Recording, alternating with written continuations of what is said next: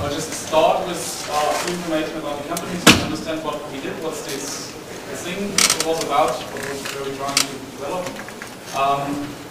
I'll then go on and explain what we really did, and I guess we did some really dirty things which might not be good to copy, but might be an inspiration to just try it on your own or find other ways to do it better, whatever. Okay, the company was named HighVolumeWebbig. I'm going to explain who they are, what's their business, and then how we developed their server farm, their content management system, how we gave them know-how on doing so, and well, the lessons we learned. I'm doing it on a time-based thing, so you could really follow what happened when, and try to understand how we came to those ideas.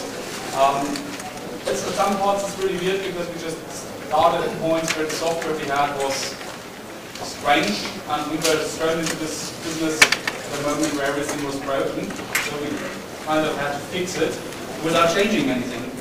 Pretty strange thing, strange situation. The company was founded in March 2000 as one of, I guess, a billion internet startups. The two guys who started were Tosco and Arne Nusser, and they had basically a simple business idea. They looked just where to sell calendars with events to other people's web pages. So, like, if you had a web page, you buy a calendar with things going on anywhere in the world from there.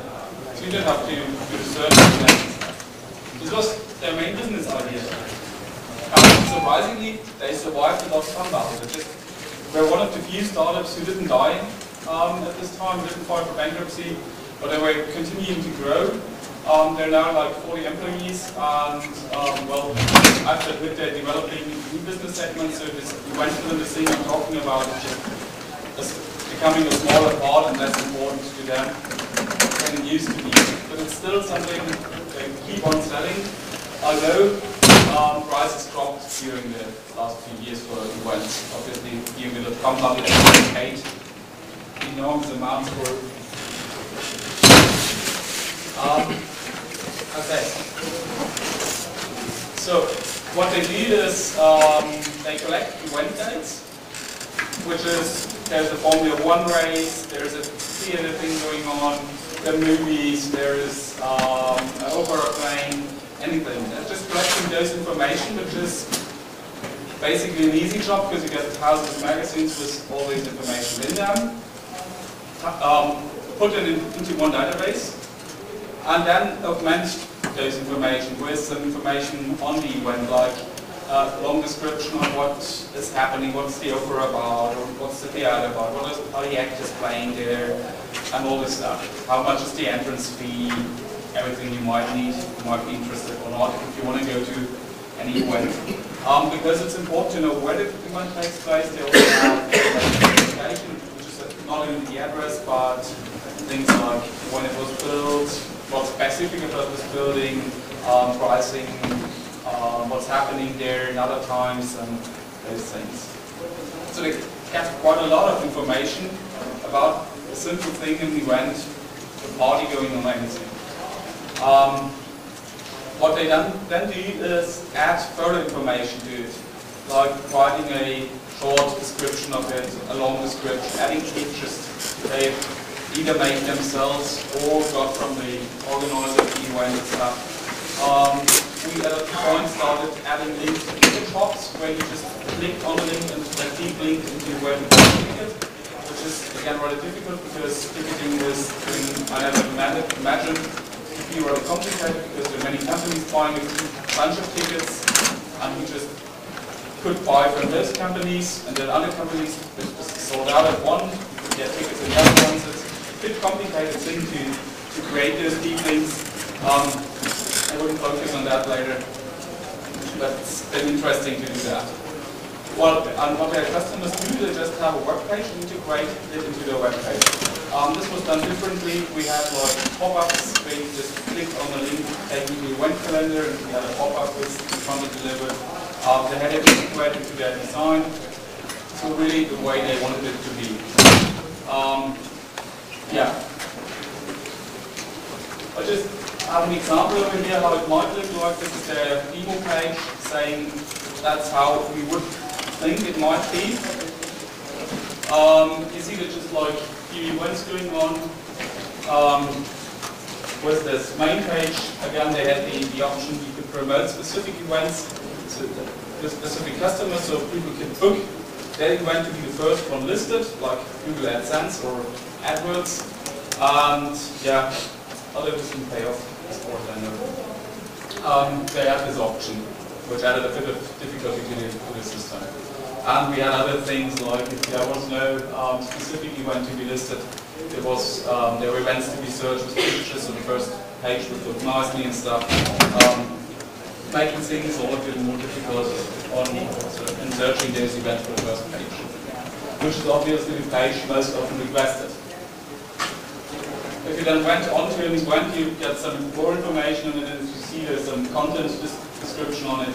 There's a link to a map thing, there's a link to travel tickets and stuff available. So you really had everything you might need or might not need in context with those events. You're probably surprised this page is in German, but it's a German-only company, so they didn't translate. At one point they were thinking about going to the United States and to England and France, but they didn't. I don't know why.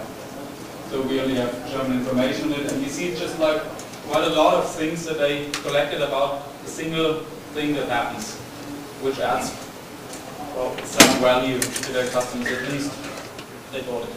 You see the pictures available at different sites and all those things.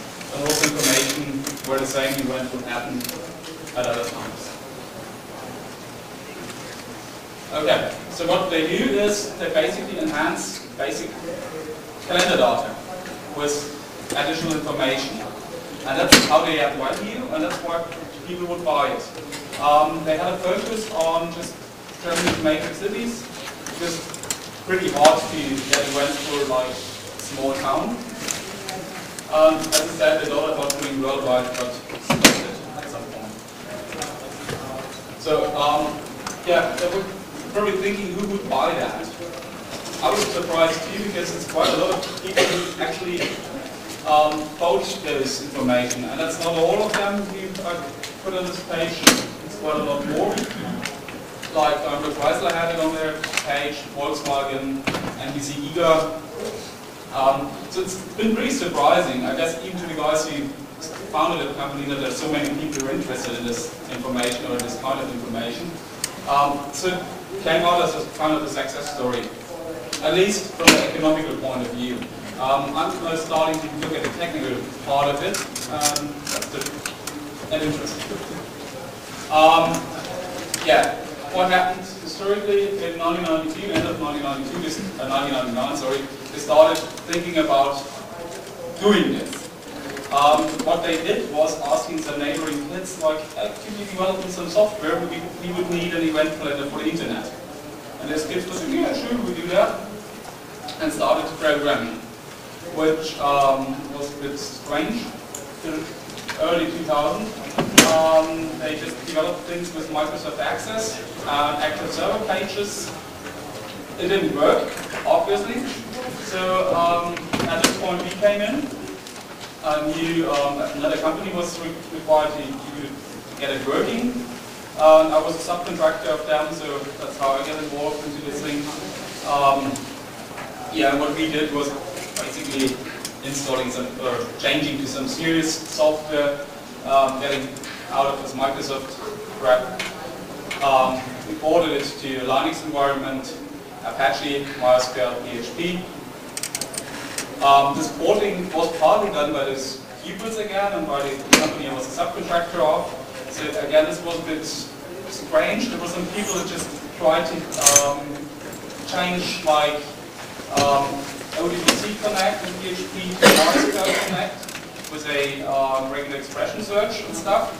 Obviously that didn't work out because PHP takes, what PHP connection commands to databases take different parameters depending on whether you're using MySQL or ODBC.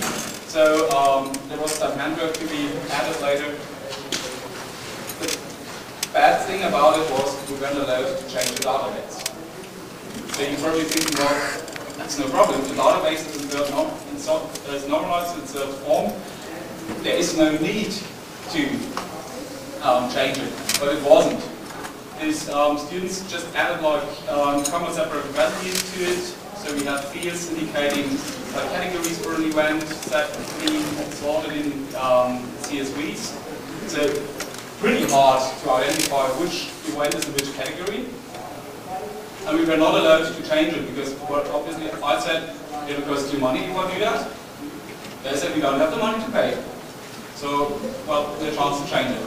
So we're running on this pretty strange database layout. There's really weird ideas behind it. And as things happened at this time, just 1 month later, there were the first customers coming. There were 20 people working at this company, targeting events, and all of them were running on one machine. And the machine that was just left over from testing because they didn't buy anything. It was an old, nice to say, Pentium 2 machine. I don't know, like 128K of RAM and stuff. So it was just some system we had for testing over there. And they were now using it as a productive environment. And they didn't want to invest any money to buy hardware. So that's going to be like, you get a pretty much of an image of what's going on in this company. So we have really kind of balanced out money, investment to get the thing working. And so it went on. The system, I heard you laughing, the system was too slow by far just a few months later. No surprise.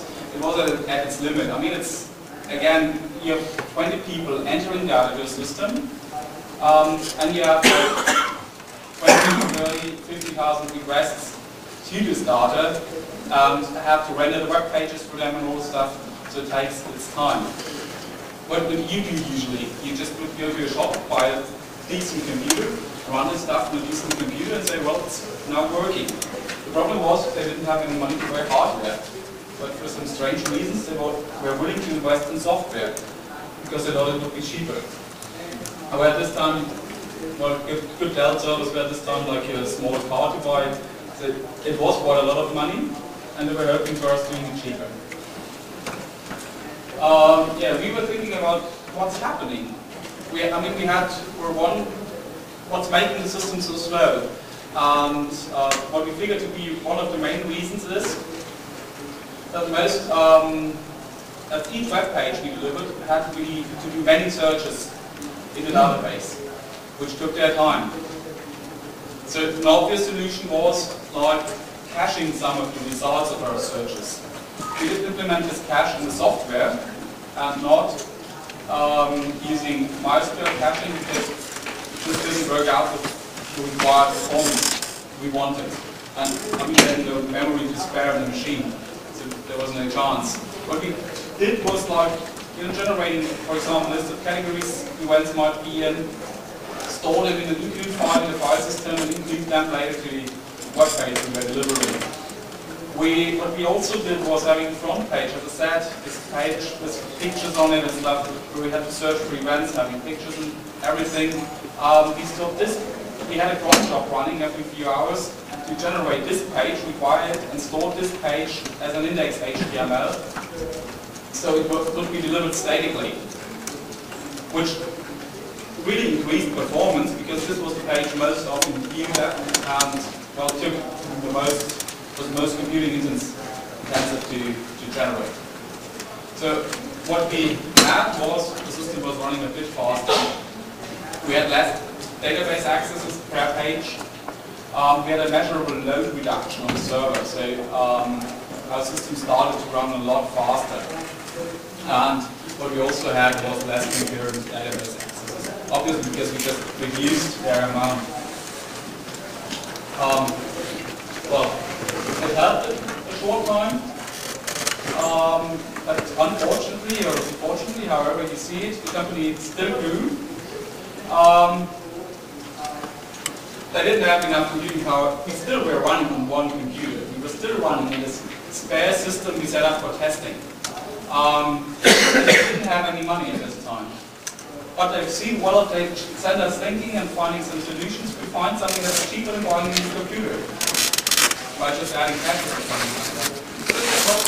Just invent something to make it faster.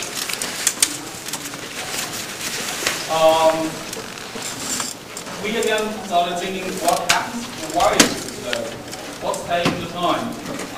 We were analyzing who did what, which is pretty obvious. Those people, those editors, just did insert and update statements because they created new events and added events, and the customers did selects on the same database, on the same tables. So if you have like MySQL 3, what we had at the time, it just blocked the whole table for writing access. So you had a real blocking situation. So our problem was to get this one done, and we found another problem to exist because we had so many updates. We often had to recalculate the index on database fields. So it was quite slow to do that. Although MySQL optimizes index creation and stuff, it's been very slow. And again, we were suffering from our data model. So if people were searching for a certain category of events, we had to do a string search within a CSV, common several values list, yeah. This is pretty slow, obviously. Doing the like expression on some kind of CSV values is weird. But at this time, again, they didn't have the money to change the data model. Because this would have been really expensive because all of the software was kind of built to struggle with this strange data thing. So, as a matter of fact, most of the software would be rewritten if you would change the real data. Maybe that would be normalized and, yeah, as you would learn it in uni or wherever. So, we were seeking for a solution to make things faster, and we were hearing of MySQL replication, which was quite new at that time. We can follow it would be cool. Just have a server where the editors work at, have another server where the customers would look at and do their selects. It's a read-only system, so we don't care about anything. So let's have MySQL replication to the exchange, data exchange for us. The idea was nice, but what we found out was MySQL's replication works by just writing all insert, update, delete, and similar things to a file, and they are executed on the other machine, the same order. So what happens? We get just the same slowdown on the other machine. We don't get the performance win we would expect. So this would be a solution. Yeah. So the next idea was to have 3 servers. I mean, server sounds pretty good. What I was thinking of was kind of a PC you buy at Walmart, or whatever you get cheap PCs over here. So it was really, they were thinking of kind of desktop boxes that just were used as a server. Laughing or not, we sometimes really had a problem of the person cleaning the room pulling out the plug and disabling the servers for a few hours, because they were vacuuming. So there were really things happen you just don't want to believe. Anyway, we decided on buying 3 servers, which was had a long discussion with them because 3 times buying like $1,000 is really expensive, and we were thinking of it and stuff. We then started thinking about, okay, customers, they get their own server, so we get selects on it.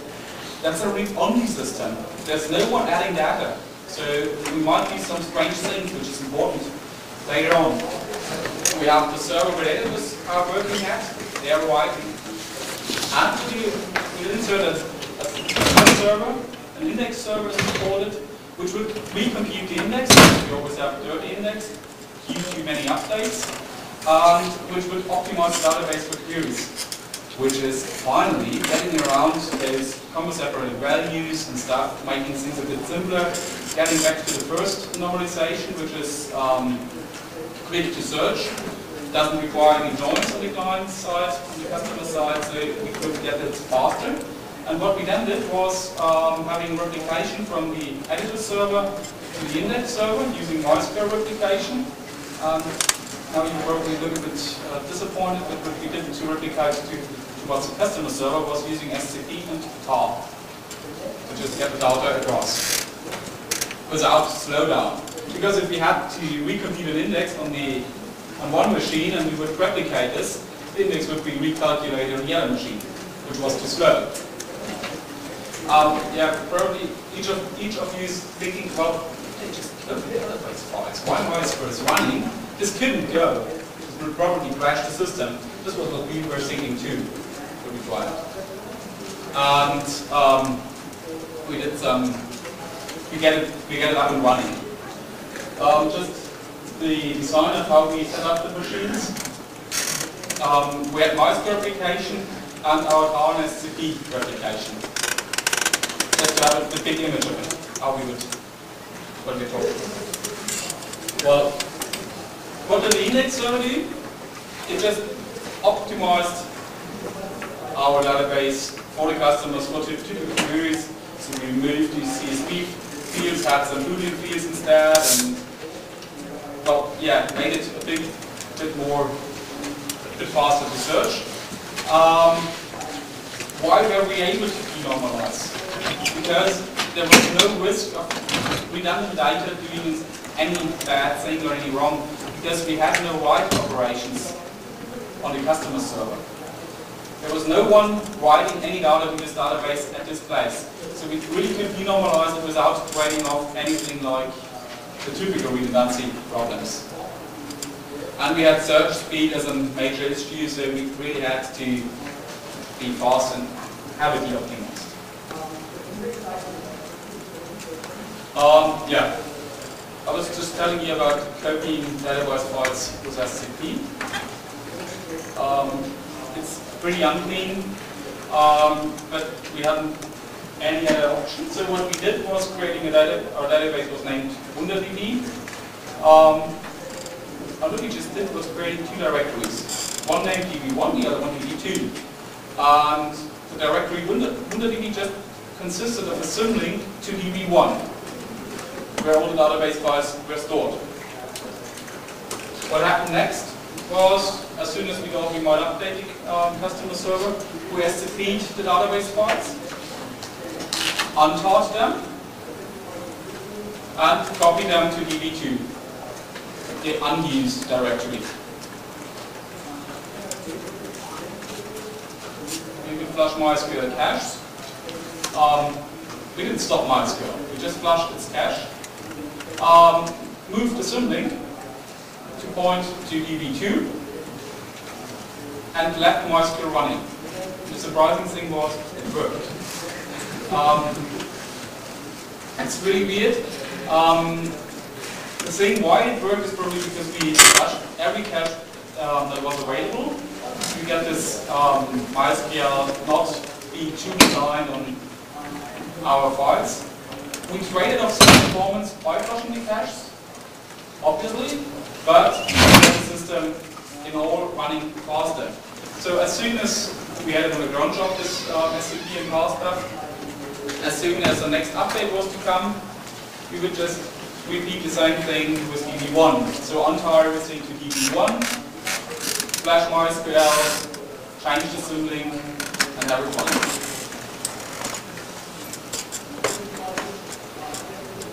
Well, surprisingly, the solution really was quite clear. It was running very, very fast, very efficient for 2 years, still running on kind of Walmart PC.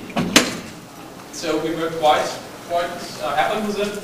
By the end of 2003, they had some money to spare and bought some real servers with this dual Xeon processors in it, 2 gigs of RAM, RAID controllers. This was a performance increase. This was incredible. We just had this restrictions we had on the old machines. The funny thing was, by mid-2001, their investor forced them to get their own CTO. He came from university and was kind of, well, really perfect model, mean controller, everything is correct.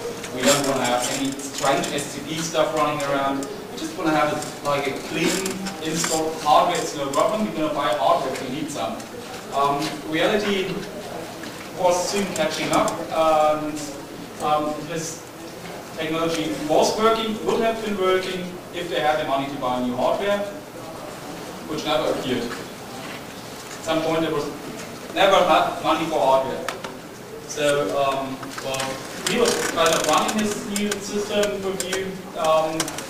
We were test running the system on the live system finally, and we had response times for a web page for a simple search like 2 minutes until the web page was rendered. It was really nice. It was really nicely developed. We had everything converted to XML, back and stuff, and it was really clean thing, which just was too slow. Anyway, as you might guess, their customers became more day by day. So in early 2004, what happened? Performance was decreasing again, and customers were becoming more and more critical to performance losses. So, well, they've been quite used to loss of performance, so they were kind of having an eye on this. Our database was by this time really huge. We were like SCP, we did 1 gig or 1.5 gigs per SCP, so it was quite a lot of data we had to take care of. And they had already like 50 or 60 customers, which were all major web pages. So all those web pages had like, I don't know, thousands of access per second. So we had really a lot of requests. So what we were thinking of is, how could we further optimize this thing? Well, we started with a bit of caching, just in the younger beginnings when we had a grunt job creating an index HTML every few hours. What we now thought of was to create to implement a caching algorithm into our system, our tool or web page creation tool, which we call Datix. Yeah, and this would cache the whole web page, but not using any standard caching system like Squid or Modcache, but using a cache implemented on our own. Why did we do that? First, our application or our customers could have their get parameters unordered. So we had problems running Squid with unordered get parameters to identify the right web page to get it from cache. So we would lose performance on this reverse proxy. They didn't know, the cache wouldn't know about our database updates. So as soon as the database is updated, the cache needs to expire. But it does not need to expire earlier because there's no change to the database. So only after an SCP untar stuff thing, we had a new database. And most caches could rely on the last modified HTTP header. For some historical reasons, the web page were always sent with the current date as last modified. So this header was of no value to any cache. So obviously, any external cache couldn't work with it. Changing everything to have a correct last modified HTTP header would have been a lot of work. So we avoided it and wrote a round cache system which understands parameters because it's running quite late in the process. It knows about database update intervals. It doesn't need any overhead. We just integrated it into our system, had MySQL store in another database and fully rendered pages. And as soon as we got a request with the same parameters, we just took out the full page from the MySQL database and put it on and put it out. So yeah, this did quite a good job. We increased performance by a lot of magnitudes, just adding a simple cache. Obviously, it's quite a simple thing compared to what Squid does or what Cache does. But at this point, we haven't had the opportunity to just run the same technology or standard software. We need to have our own system so we could have maximum performance. And the funny thing about it, since 2004, it is still very performant. The system is running stable and it's reliable. We're still using this SCP replication thing, but by just adding everything we had, the system is still running on hardware basis in 2003, running very performant and doing its job, which sounds pretty surprising to me at least. I mean, comparing what we had 2003 as hardware, what we now have, is a huge difference, and still good. Why can't you just copy what we did? Well, we had some very special requirements. We haven't had any money to invest in hardware. We haven't had any server farm. We just had like 3 machines, and we haven't had the opportunity, like for example, universities just stacking up racks full of computers. So we have to keep those investments to a very, very minimum. On the other hand, we had software where we had the opportunity to develop what we just need. And we ended up doing very specific things, like building our own caching system, like building our own replication system, which offered us to optimize every single part of it. There's a downside of having to develop all this stuff. Yeah, what we had as a performance requirement, well, it needs to be very fast, and we have still some being power left over. So, well, what we learned from it, so some things don't come as a surprise.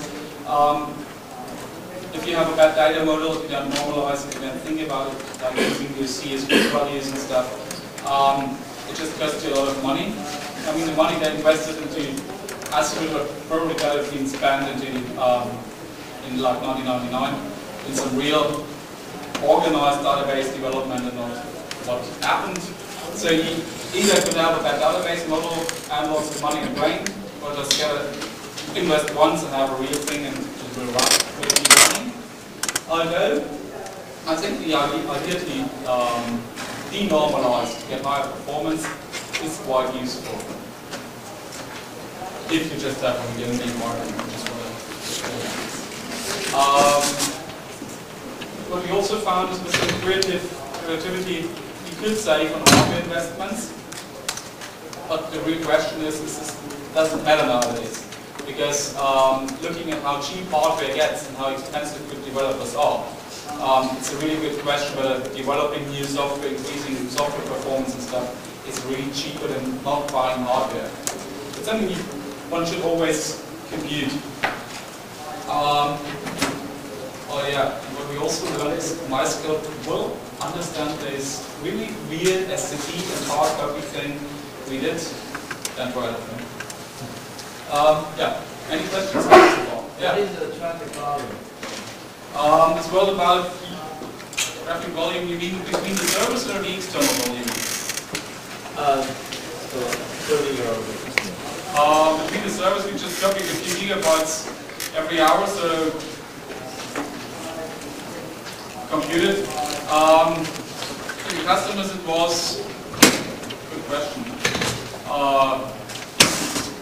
I think we had like 100 gigabit connection to it, but I'm not 100% sure. It's a bit ago, yeah. What about page views? Page views? Page view volume?